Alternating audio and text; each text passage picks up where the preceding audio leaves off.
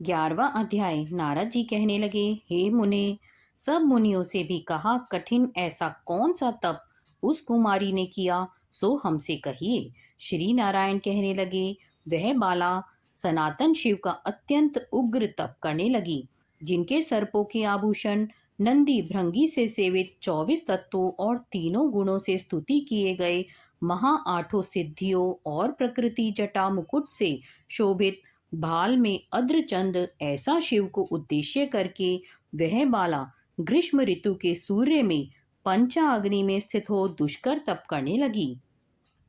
हेमंत तथा शिशिर ऋतु में ठंडे जल में स्थित मुख जल के ऊपर इस प्रकार दिखाई देती रही, जैसे जल के ऊपर कमल शोभायमान होता है। उसका ऐसा उग्र तप देखकर इंद्र महाचिंता को प्राप्त हो गया। हे अर्जुन, सब देवताओं को और महर्षियों को सराहने योग्य ऐसे उग्र तप में प्रवृत्त हुई ऋषि कन्या को 9,000 वर्ष बीत गए। फिर पार्वती पति शंकर ने इसके तप से प्रसन्न होकर अपना अगोचर रूप दिखाया। उस रूप को देखकर वह कन्या झटपट खड़ी हो गई, मानो उसके देह में प्राण आ गए। तब से उसका शरीर जो दुर्बल हो गया था, मानो हृष्ट पुष्ट हो गया।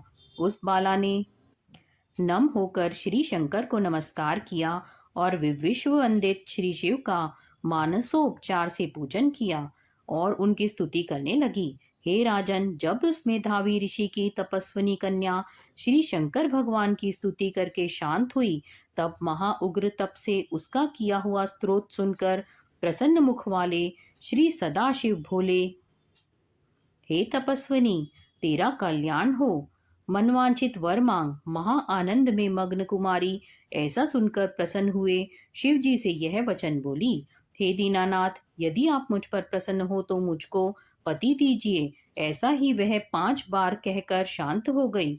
तब शिवजी मुनि कन्या को कहने लगे कि हे बाला, तूने जो अपने मुख से कहा वैसा ही होगा।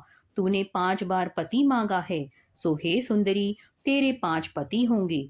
श्री कृष्ण कहने लगे, श्री शिव के ऐसे अनीति प्रिय वचन सुनकर बाला बोली, हे सदाशिव, एक स्त्री के एक ही पति हो सकता है। कहीं भी स्त्री 5 पतियों वाली न देखी न सुनी। एक पुरुष के 5 स्त्री तो हो सकती हैं, मैं 5 पतियों वाली कैसे होंगी? आपको ऐसा कहना योग्य नहीं है। हे प्रभु, ऐसा वरदान देने से आपको ही लज्जा होगी। उस कन्या के ऐसे वचन सुनकर श्री शिव कहने लगे कि इस जन्म में नहीं, अगले जन्म में होंगी। वहां तू तपोबल से योनि से उत्पन्न नहीं होगी और वहां अग्नि से उत्पन्न सुख हो प्राप्त होकर परम पद को प्राप्त होगी। दुर्वासा मेरा ही रूप है, तूने उनका तिरस्कार किया। यदि दुर्वासा को पायमान हो जाए तो तीनों लोगों को जला दे। तूने अत्यंत ब्रह्म तेज का तिरस्कार किया और तूने भगवान के प्रिय पुरुषोत्तम मास का व्रत नहीं किया, जिसको श्री कृष्ण भगवान ने सब ऐश्वर्य सौंप दिया। हे बाले, मैं ब्रह्मादिक देवता और नारदादि तपस्वी जिन भगवान जी की आज्ञा नहीं टाल सकते, तूने उनको नहीं पूजा और अनादर किया, इसलिए तेरे 5 पति होंगे। हे बाले, जो पुरुषोत्तम मास की निंदा करते हैं वह घोर नरक में जाता है। उसके विपरीत कभी भलाई नहीं हो सकती।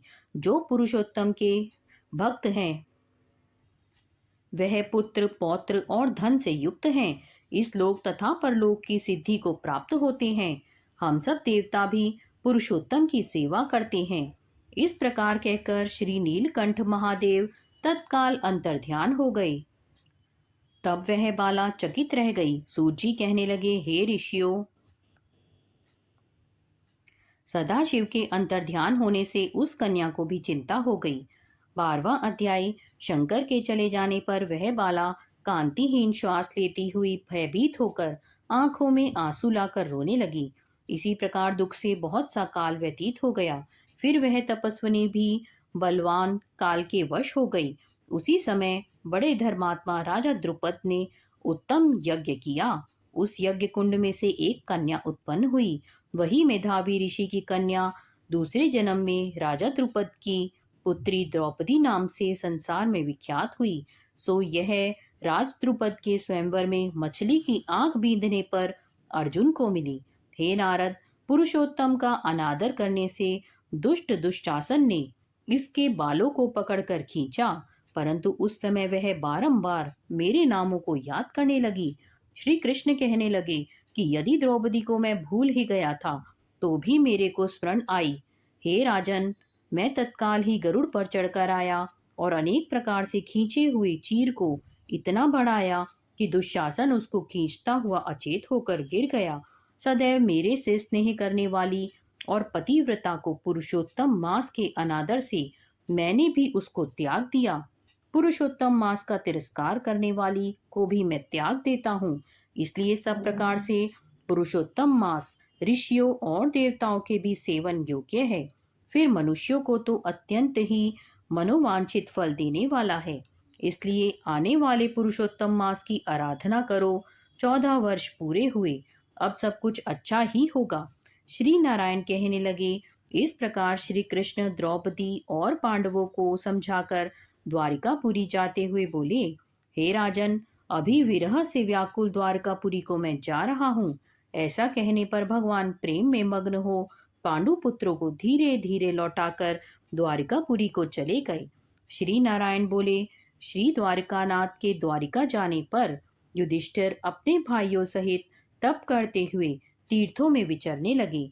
हे नारद, श्री भगवान के प्रिय पुरुषोत्तम मास को मन में धारण कर और श्री कृष्ण का वचन स्मरण कर अपने भाइयों और द्रौपदी से बोले, अहो, आप सबने पुरुषोत्तम का महात्म्य सुना है। पुरुषोत्तम को बिना पूजे कोई कैसे सुखी रह सकता है। इस लोक में वही पूज्य, वही धन्य और वही श्रेष्ठ है जो अनेक प्रकार से भगवान पुरुषोत्तम की पूजा करता है। इस प्रकार सब तीर्थों में विचरते हुए पुरुषोत्तम मास के प्राप्त होने पर विधिवत उसका व्रत करने लगे और 14 वर्ष व्यतीत हो जाने पर श्री कृष्ण भगवान की कृपा से अकंटक राज्य को प्राप्त हुए। इसी प्रकार सूर्यवंशी राजा दृढ़धनवा भी पुरुषोत्तम के सेवन से पुत्र और पौत्रों तथा अनेक प्रकार के सुखों को भोग कर योगियों को भी अति दुर्लभ भगवान के लोक गए। 13वां अध्याय। ऋषि कहने लगे कि हे सूत जी, राजा दृढ़धनवा को पुरुषोत्तम के सेवन से राज्य, पुत्र, पौत्र और पतिव्रता स्त्री कैसे मिली और योगियों को अति दुर्लभ भगवान का लोक कैसे प्राप्त हुआ, इसलिए आप विस्तार से इस इतिहास को कहिए। सूत जी कहने लगे, हे ऋषियों, आकाश गंगा की तरह पवित्र करने वाली सुंदर पुरानी दृढ़धनवा की कथा मैं तुमसे कहता हूँ। है यह देश का चित्रधनवा नाम से विख्यात राजा हुआ। उसका पुत्र महातेजस्वी, सब गुणों से युक्त, सत्य बोलने वाला, धार्मिक दृढ़धनवा नाम से विख्यात हुआ। वह दृढ़धनवा अंगों सहित चारों वेदों को पढ़कर विधि पूर्वक गुरु जी की पूजा कर दक्षिणा देकर पिता के नगर को गया।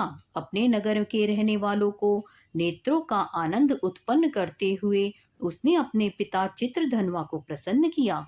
अब राजा चित्रधनवा अपने मन में विचार करने लगा कि स्त्री, घर, पुत्र आदि छोड़कर तुझको भी मुझको भी वन में जाकर हरि का भजन करना चाहिए। ऐसा मन में विचार कर समर्थ राजा दृढ़धनवा को सब राजपाट सौंपकर विरक्त होकर पुलह ऋषि के आश्रम को चला गया।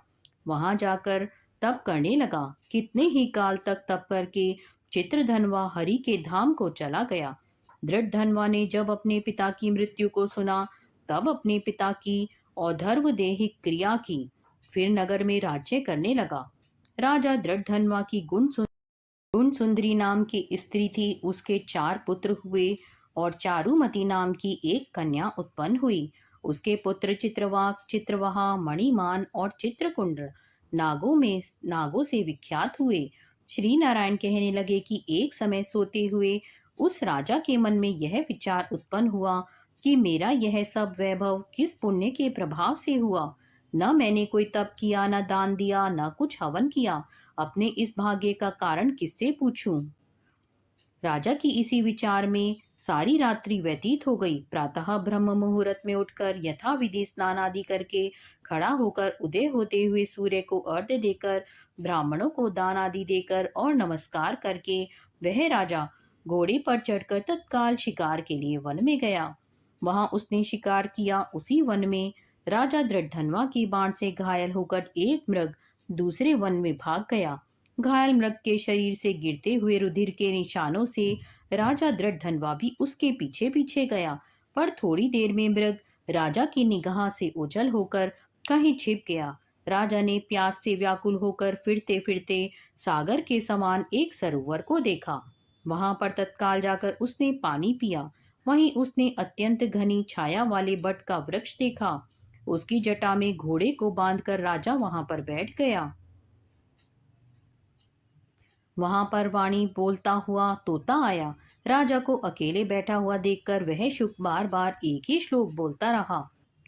तू पृथ्वी में अत्यंत सुख को देखकर सार वस्तु को नहीं विचारता तो कैसे पार पहुंचेगा। ऐसे उसके इन रहस्यपूर्ण वचनों को सुनकर राजा को यही सोच हुआ कि बारंबार यह शुक ऐसे वचन क्यों कहता है। क्या वह शुकदेव जी हैं। इस मुझ मूड को संसार सागर में डूबे हुए देखकर मुझको श्री कृष्ण का भक्त समझकर मुझ पर कृपा करके उद्धार करने को आए हैं। वह इसी विचार में था कि पीछे से उसकी सेना आ गई। वह तोता तो राजा को उपदेश देकर अंतर ध्यान हो गया और राजा अपने नगर में शुक के वाक्यों को स्मरण करता रहा। 14वां अध्याय। श्री नारायण बोले, राजा इसी प्रकार चिंताग्रस्त रहता था कि एक समय वाल्मीकि ऋषि उसके यहाँ आए। राजा ने जल्दी से उठकर भक्ति सहित उनके चरणों में नमस्कार किया। तब वाल्मीकि ऋषि राजा को शांत देखकर कहने लगे, हे राजन, तेरे मन में जो कुछ भी चिंता हो वह तुम बिना संकोच कहो। क्या बात है। दृढ़धनवा ने कहा, महाराज, आपके चरणों की कृपा से सब सुख है, परंतु हे ब्राह्मण, एक बड़ा भारी संदेह मेरे मन में है। सो इस वन के तोते के मुख से लगे हुए शूल को आप दूर करिए। वाल्मीकि ऋषि राजा के यह वचन सुनकर बोले, हे राजन, पूर्व जन्म में तुम द्रविड़ देश के ब्राह्मण के घर में त्राम पत्र के न किनारे उत्पन्न हुए थे। सदैव तुम्हारा नाम था। तुम धार्मिक, सत्यवादी, जितना मिले उतने ही में ही संतुष्ट रहने वाले थे। तुम्हारी स्त्री उत्तम गुणों वाली गौतम ऋषि की पुत्री गौतमी नाम से विख्यात थी। गृहस्थ आश्रम के धर्म में चलने वाले सुदेव को कितना ही काल व्यतीत हो गया, परंतु उनके संतति नहीं हुई। एक दिन आसन पर बैठा हुआ अपनी स्त्री से सेवा कराता हुआ थका हुआ वह ब्राह्मण कहने लगा, हे सुंदरी, संसार में पुत्र से परे कोई सुख नहीं, क्योंकि तप दान से उत्पन्न पुत्र परलोक में सुख देते हैं। शुद्ध वंश में उत्पन्न हुई संतति इस लोक और परलोक में सुख देती है। इस उस श्रेष्ठ संतति को मैं प्राप्त न कर सका तो मेरा जीवन ही जीना व्यर्थ है। मैंने उसे वेदाध्ययन नहीं कराया, न उसका विवाह आदि किया, अतः मेरा जन्म वृथा है। इसलिए मेरी मृत्यु शीघ्र ही हो जाए तो अच्छा है। मुझको आयु प्रिय नहीं। इस प्रकार अपने पति के वचनों को सुनकर उस सुंदरी के मन में अत्यंत दुख हुआ और बोली, हे प्राणेश्वर, ऐसे तुच्छ वाक्य मत कहो। तुम्हारे जैसे वैष्णव शूरवीर कभी निराश नहीं होते। हे विप्र, आप सत्य धर्म में तत्पर रहें। आपने तो स्वर्ग जीता है। पुत्र की इच्छा है तो हरि जगन्नाथ की आराधना करो। वह ब्राह्मण श्रेष्ठ अपनी धर्मपत्नी के ऐसे वचन सुनकर निश्चय के साथ ताम्रपर्णी नदी के किनारे चला गया। वहां जाकर पुण्य तीर्थ में स्नान कर महाभयंकर तप करने लगा। ऐसे उस तपो ऐसे उस तपोनिधि के 4000 वर्ष बीत गए। हे ब्राह्मण, उसके तप से त्रिलोक कांप उठे। सुदेव का महाउग्र तप देखकर बड़े वेग से गरुड़ पर चढ़कर भक्त वत्सल श्री भगवान प्रकट हुए। श्री नारायण बोले, हे नारद जी, नवीन मेघ के समान चतुर्भुज, जगत के पालन करने में समर्थ उन मुरारी के आनंदित मुख को देखकर बड़े हर्ष के साथ सुदेव ब्राह्मण ने मुकुंद को साष्टांग नमस्कार किया। 15वां अध्याय। वाल्मीकि ऋषि कहने लगे, इस प्रकार विष्णु की स्तुति कर ब्राह्मण सुदेव हरि के आगे बैठ गया। तब भगवान ऐसी स्तुति सुन मेघ के समान गंभीर वाणी बोले, हे वत्स, तुमने बड़ा घोर तप किया है, इसलिए जो इच्छा हो वर मांगो। सुदेव बोला, हे नाथ, जो आप प्रसन्न हुए हैं, तो मुझको एक श्रेष्ठ पुत्र दीजिए। इस प्रकार ब्राह्मण के वचन सुनकर श्री भगवान बोले, हे वत्स, पुत्र का सुख विधाता ने तेरे भाग्य में नहीं लिखा। मैंने तेरे भाग पट्ट के सब अक्षर देखे हैं, परंतु 7 जन्मों में भी तुझे बेटे का सुख नहीं है। भगवान के ऐसे वज्र प्रहार जैसे निष्ठुर वचन सुनकर जड़ से कटे हुए वृक्ष की तरह वह ब्राह्मण पृथ्वी पर गिर पड़ा।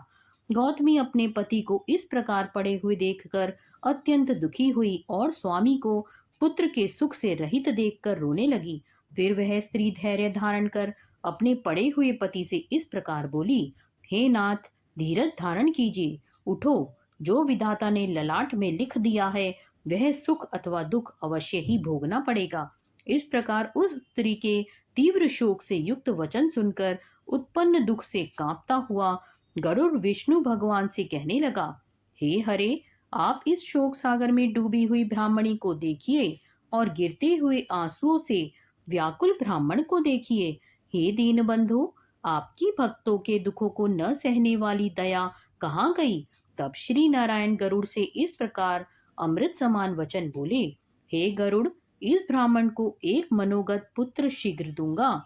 इस प्रकार हरि के अनुकूल वचन सुनकर गरुड़ ने अति प्रसन्न होकर उस ब्राह्मण को अति सुंदर अनुरूप पुत्र दिया। यहाँ पर 15वां अध्याय पूर्ण होता है। अगर आपको पुरुषोत्तम मास का कथा का हमारा यह प्रयास पसंद आ रहा हो, तो आप हमारी वीडियो को लाइक करें, शेयर करें और हमारे चैनल स्पिरिचुअल वैल्यूज को सब्सक्राइब करें। मिलते हैं आगे और अध्याय के साथ। तब तक के लिए राधे राधे।